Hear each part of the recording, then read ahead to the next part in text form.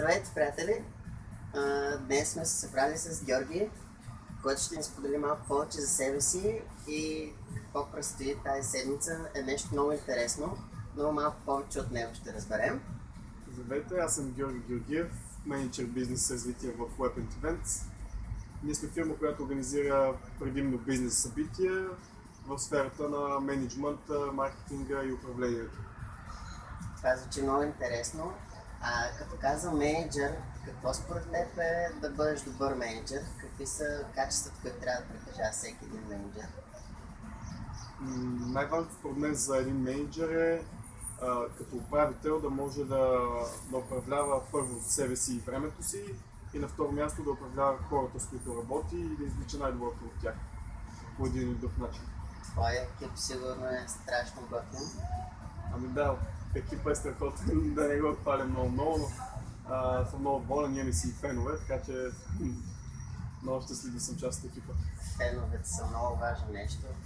Кажи ми за 22-и този месец, което се пада другата седмица, ако не се лъжа. Да, следващата сряда на 22-и ще се проведе менеджмент конференция, което е събитие за управители и висш менеджмент от цялата страна.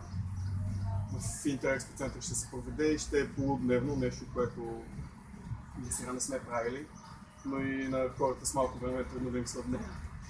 Абсолютно вярно. Аз адмирирам такива експерименти, защото когато човек експериментира, вижда къде са хубавите неща и се стреми само към тях. Видях в програмата, че сте довели менеджери от SAP Labs, от Samsung, нали, все доста такива известни компании. Как успяхте да ги съберете? Много трудно. Да събереш 3 или 4 подобни лектори е много трудно. Връзката с всеки един от тях е изключително трудна. Минава през пиар, минава през някакво отдела, одобрение, дали ще е свободен точно в този ден и час за тях. Някои от тях ще дойдат само за 1 час, за да изнесат лекцията си. Но трудно се отнема време на такива хора, както казах. Но си заслужава определено. Топ менеджер, винаги са били ценни хора, които... Трудни за намиране, да.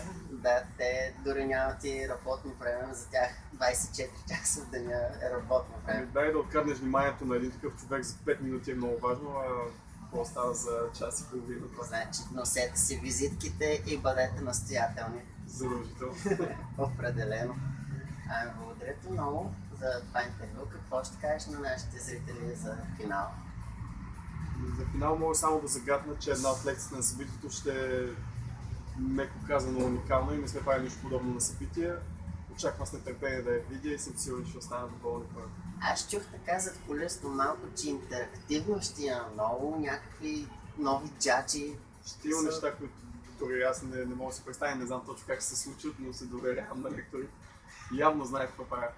Супер, благодаря ти много за това интервю и до нови срещи. До нови срещи.